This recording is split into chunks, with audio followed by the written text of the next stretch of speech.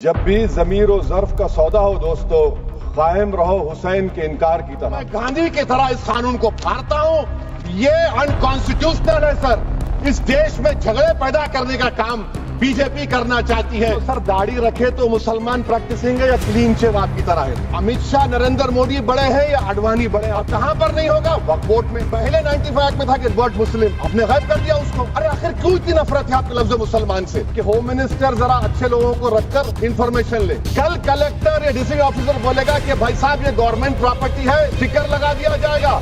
मस्जिद बंद government property हो गई। जब हिंदू धर्म को, बौद्ध धर्म को, सिखों को ये राइट दिया गया है, तो आप कैसे मुसलमानों से छीन रहे हैं? श्री असाउद्दीन ओवैसी। बहुत बहुत शुक्रिया सर। स्पीकर सर, मैं ये वक्फ तरमीमी बिल की मुखालिफत में खड़ा हुआ हूं। किसी एक शायर ने बड़ा अच्छा कहा था, जब भी ज़मीर और ज़र्फ का सौदा हो दोस्तों, जब भी ज़मीर और ज़र्फ का सौदा हो दोस्तों, कायम रहो हुसैन के इनकार की तरह। सर, ये वक्फ तरमीमी बिल भारत के गयूर मुसलमानों के ईमान पर, इबादत पर एक हमला है। नरेंद्र मोदी की हुकूमत ने इस मुल्क की सबसे बड़ी अक़लियत के खिलाफ एक ऐलान जंग कर दिया, और ये जंग ना सिर्फ मेरे जिस्म पर है, बल्कि मेरी आज़ादी पर, मेरी समाजी और माशी मार्जिनलाइजेशन पर है, मेरी शहरियत पर है, मेरे मदरसे, मस्जिदों, खानखाहों को और दरगाहों को निशाना बनाया जा रहा है। और ये हुकूमत सच्चाई को नहीं बयान कर रही है कि ये तरमीमी बिल से मुसलमानों का तहफ़्फ़ुज़, तरक्की और गुर्बत का खात्मा होगा। ये सरासर झूठ है। सर, अगर आप आइन के आर्टिकल 14 को देखेंगे तो उसमें लिखा हुआ है इक्वल प्रोटेक्शन। अब आप देख लीजिए सर कि हिंदू, सिख और जैन को और बौद्ध को उनके एंडोमेंट में तहफ़्फ़ुज़ मिलेगा, क्योंकि उनका एंडोमेंट बाय यूजर बरकरार है और उनका एडमिनिस्ट्रेशन उनके हाथ में होगा कि गैर हिंदू या गैर उनके मजहब का आदमी दान भी दे सकता है उनके लिए, और एंडोमेंट बोर्ड का तहफ़्फ़ुज़ भी मिलेगा, क्योंकि उसके ऊपर ओवरराइडिंग क्लॉज अप्लाई नहीं होगा, लिमिटेशन का कानून उस पर अप्लाई नहीं होगा। उसके बरक्स ऑपोजिट आप देख लीजिए, मुस्लिम वक्फ को वक्फ बाय यूजर निकाल दिया गया। एक मुस्लिम वक्फ की जायदाद पर कब्जा होगा, लिमिटेशन लगेगा तो जो एनक्रोचर है, जो खाबिज है, वो रातों रात मालिक बन जाएगा और एक गैर मुस्लिम वक्फ बोर्ड को एडमिनिस्टर करेगा। ये आर्टिकल 14 के इक्वल प्रोटेक्शन का वायलेशन। अब आर्टिकल 14 में सर इक्वालिटी बिफोर लॉ भी है, और उसका कैसा वायलेशन हो रहा है कि कोई आर्बिट्ररी स्टेप नहीं ले सकता और कोई भी ऑफिशियल किसी भी तरीके से गलत आर्बिट्ररी फैसला नहीं लेगा। यहां पर आप एक डेजिग्नेटेड ऑफिसर को रखकर वो फैसला लेगा कि ये जायदाद वक्फ की है, गवर्नमेंट की है। क्या ये प्रिंसिपल्स ऑफ नेचुरलिटी के खिलाफ नहीं है जिसका तकर्रुर एग्जीक्यूटिव करती है? ये हमारे theory of separation of powers, Bharat के आइन का बेसिक स्ट्रक्चर का हिस्सा है। क्या इसका वायलेशन नहीं है? सर, आर्टिकल 25 का वायलेशन कैसे है कि आप मुसलमानों से वक्फ बाय यूजर छीन रहे हैं और फिर आप कर्ब कर रहे हैं वक्फ वाल औलाद को, मगर वहीं पर दूसरे धर्म के मानने वालों को उनके मजहब पर चलने की पूरी इजाजत है। लफ्ज जो आर्टिकल 25 में इस्तेमाल हुआ सर, वो इक्वली एंटाइटल्ड, यहां पर मुसलमानों के इक्वल एंटाइटल्ड नहीं हो रहा। अभी हम गृह मंत्री का, वजीर दाखिला का यहां पर उनका हमने तकरीर सुनी, यहां पर वो ये कहते हैं, वजीर दाखिला, शायद वो कटमुल्ला की जबान ना कह दें, वजीर दाखिला कहने पर वजीर दाखिला ने अपने बयान में कहा कि बोर्ड और काउंसिल जो होगा वो माने वक्फ इस्लाम से अलग है। सर, अगर ये बात सच है आपकी, तो फिर आपको यह कानून बनाने की जरूरत ही नहीं है। आप एक नॉन स्टैट्यूटरी बॉडी बना दीजिए। ये जो कानून बन रहा है ना सर, ये आर्टिकल 26 इसका सोर्स है, और आर्टिकल 26 जब इसका सोर्स है तो आर्टिकल 26 का ABCD क्या कहता है कि रिलीजियस डिनोमिनेशन को अपने मजहब के अफेयर्स खुद चलाना, मूवेबल इमूवेबल प्रॉपर्टी को लेना और एडमिनिस्टर करना। जब हिंदू धर्म को, बौद्ध धर्म को, सिखों को यह राइट दिया गया है, तो आप कैसे मुसलमानों से छीन रहे हैं? तो ये आर्टिकल 26 का ग्रेव वायलेशन है। तो सर, अब वक्फ बाय यूजर का मामला देखिए, मिनिस्टर साहब ने कहा कि एंक्रोचमेंट हो रहा है। 17,000 इंक्रोचमेंट हुए हैं। तो यही नरेंद्र मोदी की हुकूमत ने 2014 में उस वक्त के मंत्री ने एक Waqf properties eviction of unauthorised occupants bill को इंट्रोड्यूस किया। आपने विड्रॉ कर लिया 2024 में उसको। क्यों विड्रॉ किया सर आपने? जब आप मान रहे थे कि एंक्रोचमेंट हो रहा है तो आपने बिल को विड्रॉ कर लिया। अच्छा सर, अब वक्फ बाय यूजर को आपने निकाल दिया। माने कंडीशन क्या लगाए कि अगर उसमें डिस्प्यूट होगा और गवर्नमेंट प्रॉपर्टी होगी। सर डिस्प्यूट तो है। मिसाल के तौर पर मोहिबुल्लाह साहब जिस मस्जिद के इमाम है, पार्लियामेंट के सामने मस्जिद है सर, 123 प्रॉपर्टीज में मस्जिद है, डिस्प्यूट चल रहा है। कल कलेक्टर या डिस्ट्रिक्ट ऑफिसर बोलेगा कि भाई साहब ये गवर्नमेंट प्रॉपर्टी है, स्टिकर लगा दिया जाएगा, मस्जिद बंद, गवर्नमेंट प्रॉपर्टी हो गई। होगी ना सर? अब ये बताइए, आप जब से यहां पर पूरे बीजेपी रूलिंग पार्टी हमको ज्ञान दे रहे हैं कुछ नहीं होगा, कुछ नहीं होगा। मैं दलील के साथ बता रहा हूं आपको, ये मस्जिद दिल्ली गवर्नमेंट बोलती हमारी है, वक्फ दिल्ली वक्फ बोलता हमारी है। तो सर वक्फ बाय यूजर, अगर मैं अपनी गवर्नमेंट के खिलाफ वक्फ बोर्ड वक्फ बाय यूजर इस्तेमाल नहीं करेगा तो क्या है सर? अच्छा, ये अमेंडमेंट जब हो जाएगा तो मुझे कहने दीजिए सर, सिर्फ प्राचीन मंदिरों की हिफाजत होगी, मस्जिदों की नहीं होगी। अब सर आप आ जाइए, अगर डिस्प्यूट मेरा एंशिएंट मॉन्यूमेंट से वक्फ का, एक मिसाल दे रहा हूं, दिल्ली में 172 वक्फ प्रॉपर्टीज एएसआई कंट्रोल में है। मैं तो हार ही गया वो, क्योंकि मेरे पास डॉक्यूमेंट नहीं है। आप कह रहे हैं कि डॉक्यूमेंट चढ़ाओ। अगर मेरा गवर्नमेंट से डिस्प्यूट चल रहा है, मैं तो क्लेम ही नहीं कर सकता, क्योंकि आप जज बनेंगे, आप ही फैसला करेंगे, और जब तक आप फैसला नहीं करते वो वक्फ की प्रॉपर्टी नहीं होगी। वो प्रोविजन डाल दिया आपने। अच्छा, अगर मेरा डिस्प्यूट एंक्रोचर से होगा सर, तो एंक्रोचर में तो आपने तो 107 को डिलीट कर दिया। आप रातों रात खाबिज को, एंक्रोचर को मालिक बना रहे हैं। सर मैं ये पूछना चाहता हूं आपके जरिए हुकूमत से, एक मुंबई में एक बहुत बड़े दौलतमंद है,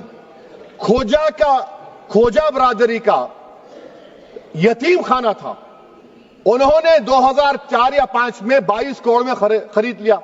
वो केस सुप्रीम कोर्ट में कि आप उनको मालिक बनाना चाहती है लिमिटेशन एक्ट अप्लाई करके, हमको बताइए, हम जानना चाह रहे हैं।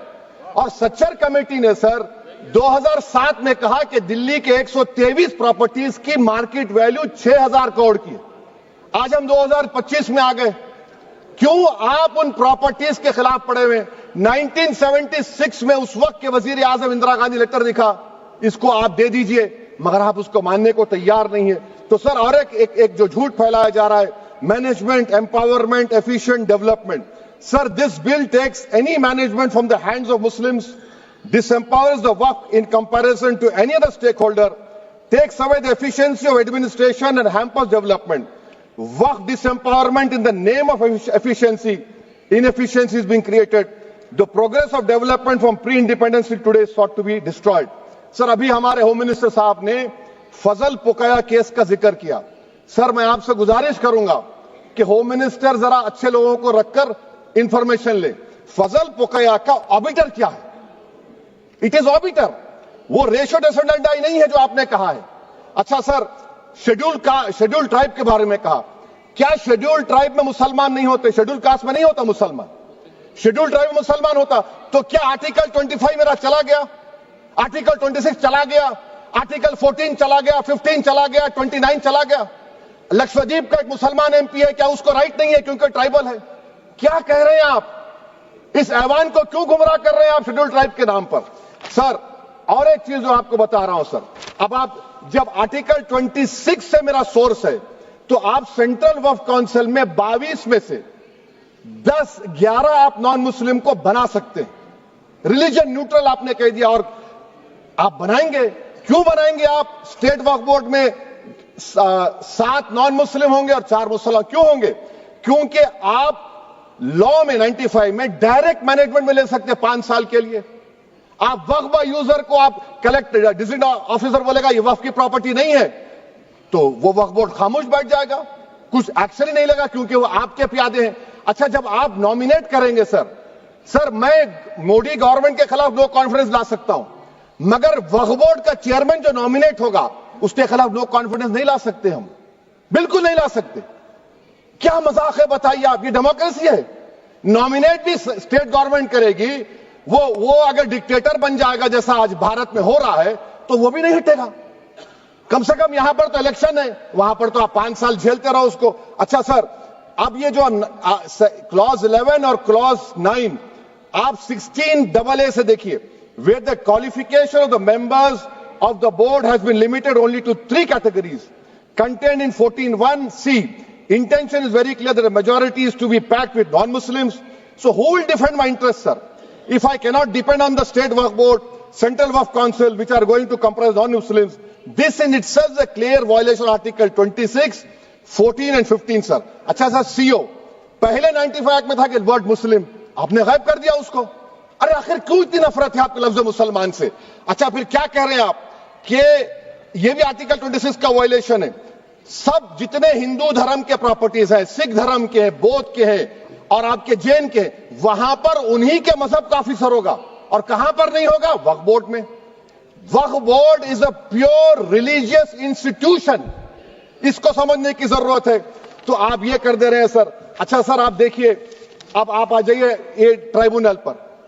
मुझे समझ में नहीं आया सर कि हमारे होम मिनिस्टर वजीर दाखिला ने क्या कह दिया कि 2013 का जो कानून है वो नहीं बनता तो हम नहीं लेके आते।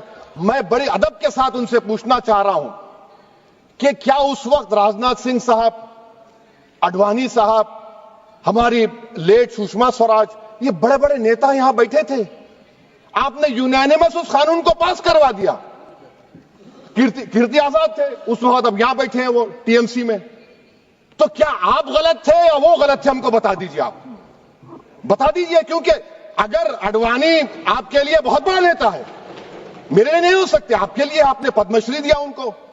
मोहतरमा सुषमा स्वराज की जबरदस्त तकारीर का मैं कायल हूं, वो बैठकर उस 2013 को यूनानिमस पास कर दिए। मुझे कंफ्यूजन है कि क्या अमित शाह, नरेंद्र मोदी बड़े हैं या अडवाणी बड़े हैं? आपके लिए आप तय कर लीजिए।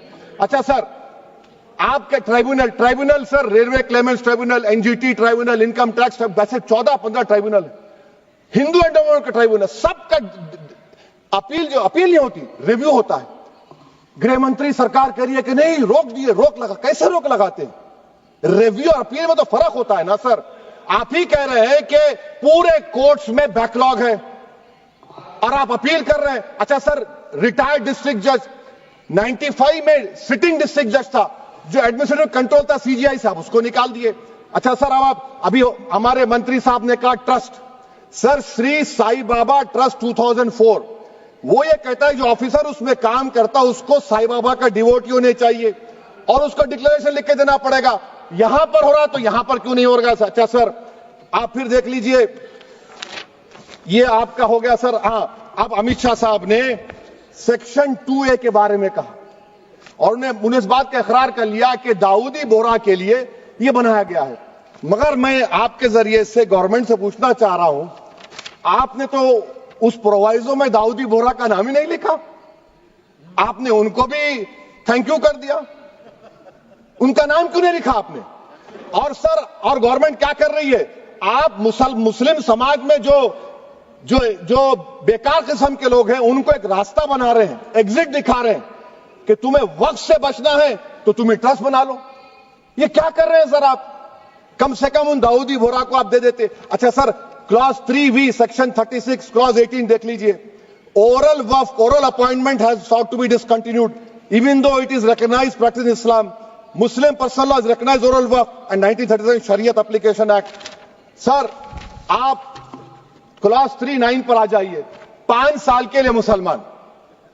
मैं किरण रिजिजू से पूछना चाहता हूं, सर दाढ़ी रखे तो मुसलमान प्रैक्टिसिंग है या क्लीन शेव आपकी तरह है? तो बताइए हमको, प्रैक्टिसिंग क्या होगा? अच्छा, किसी को पकड़ के मॉब लिंच कर दिया और बोले कि JSR का नारा लगाया, और वो JSR का नारा लगाया तो क्या मुसलमान रहेगा? नहीं रहेगा। या फिर देश के प्रधानमंत्री ने कहा था कपड़े देखकर पहचानो, तो क्या कपड़े देखकर आप कह देंगे? अच्छा, अगर कोई क्रिश्चियन हिंदू धर्म कबूल करता है तो क्या वो मंदिर को नहीं दे सकता प्रॉपर्टी? फिर भारत के संविधान में आर्टिकल 300 क्यों है सर? राइट टू इक्वालिटी क्यों है? फ्रीडम ऑफ रिलीजन क्यों है?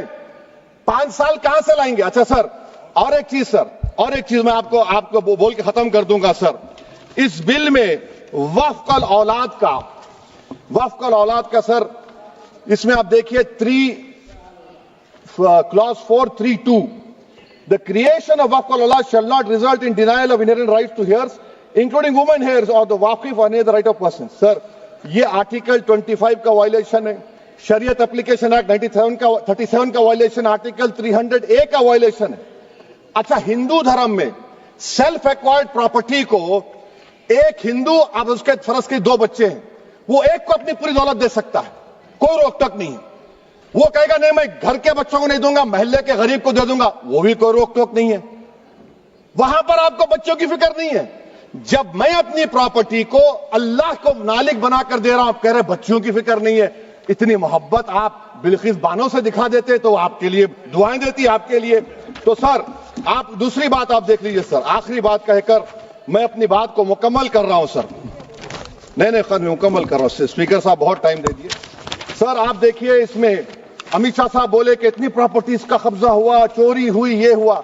सर क्लास 2652A सेक्शन, अगर कोई प्रॉपर्टी बेचता है 2 साल की सजा थी, आपने क्या कर दिया, उसको 6 महीने कर दिया। नॉन बेलेबल था, आपने बेलेबल कर दिया।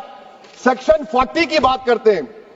सेक्शन 40 में सर हमको जो ज्वाइंट वर्किंग कमेटी का जो नोट्स दिए, उसमें मिनिस्ट्री ऑफ माइनॉरिटी अफेयर्स ने कहा कि 30 साल में 515 केसेस सेक्शन 40 के, और सिर्फ 8 लोग कोर्ट को गए। वक्फ यूजर का कानून तेलंगाना आंध्रा में है, सेक्शन 40 का कानून तमिलनाडु 63 है, आंध्र प्रदेश में 43 है। और सर आप डायरेक्शन दे रहे हैं, अच्छा क्लॉज 4218B देखिए सर, आप रूल बना रहे हैं, कोऑपरेटिव फेडरलिज्म के खिलाफ है, इतना रूल बना रहे हैं। और आखिर में सर मैं आपको बताना चाह रहा हूं स्पीकर साहब, ये बिल का मकसद सिर्फ मुसलमानों को जलील और रुस्वा करना है, मुसलमानों को दूसरे दर्जे का शहरी बनाने का इनका मकसद है।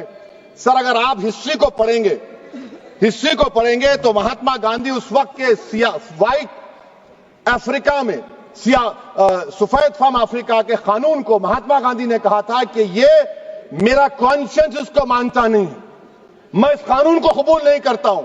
तो महात्मा गांधी ने क्या किया, उन्होंने उस कानून को फाड़ दिया। तो मैं गांधी की तरह इस कानून को फाड़ता हूं। ये अनकॉन्स्टिट्यूशनल है सर। इस देश में झगड़े पैदा करने का काम बीजेपी करना चाहती है मस्जिद और मंदिर के नाम पर, इसीलिए मैं इसका कंडेम करता हूं। और मैं आपसे गुजारिश करता हूं कि मैंने अपने 10 अमेंडमेंट दी हैं, आप इसको कबूल करिए सर, मुझे बोलने का मौका दीजिए और उस पर डिवीजन का मैं डिमांड भी करूंगा। Thank you sir.